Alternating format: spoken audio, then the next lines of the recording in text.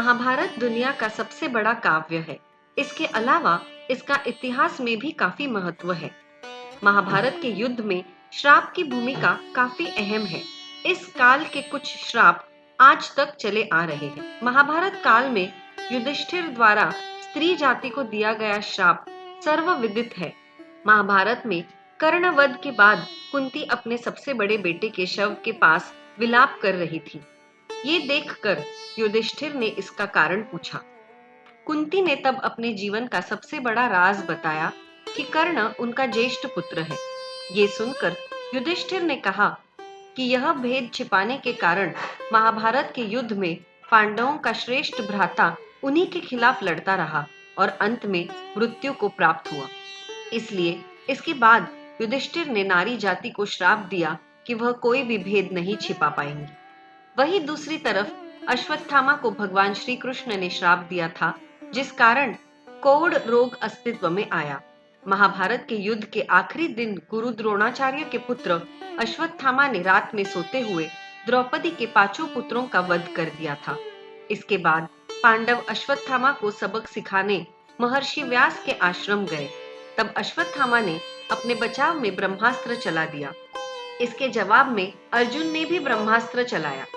दोनों तरफ से चले ब्रह्मास्त्र के टकराव से ऊर्जा उत्पन्न हुई। उसे अश्वत्थामा ने अभिमन्यु, जो कि अर्जुन का पुत्र था, उसकी पत्नी उत्तरा के गर्भ में मोड़ दिया। इससे नाराज होकर श्री कृष्ण ने जिस मणि में अश्वत्थामा की सारी शक्ति छुपी थी, उस मणि को उसके मस्तक से निकाल ली और उसे श्राप दिया कि वह सृष्टि के अंत तक कभी न ठीक होने वाले घाव कोढ़ का साथ भटकता रहेगा। वही महाभारत काल में मांडव ऋषि के श्राप के कारण यमराज को भी धरती लोक में भटकना पड़ा था। महाभारत के मुताबिक मांडव ऋषि को एक राजा ने सूली में टांगने की सजा दी।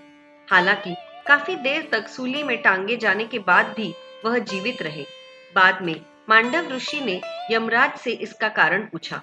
यमराज ने बताया कि 12 साल की उम्र में मांडव ऋषि ने एक तितली को सुई चुभाई थी। बाद में मांडव ऋषि ने यमराज से इसका कारण पूछा। यमराज ने बताया कि 12 साल की उम्र में मांडव ऋषि ने एक तितली को सुई चुभाई थी, इसलिए मांडव ऋषि को इसी के परिणाम भोग के रूप में सजा मिली। इस पर क्रोधित मांडव ऋषि ने कहा कि 12 साल के बच्चे को धर्म अधर्म का ज्ञान नहीं होता, यम का यह दंड गलत है। तब क्रोध में आकर मांडव ऋषि ने यमराज को श्राप दिया कि वह दासी पुत्र के रूप में जन्म लेंगे और बिना किसी अपराध के मृत्यु को प्राप्त होंगे, जिसके परिणाम स्वरूप यमराज ने इसके बाद विदुर के रूप में जन्म लिया और अपना सारा जीवन वनों में भटकते हुए निकाला था।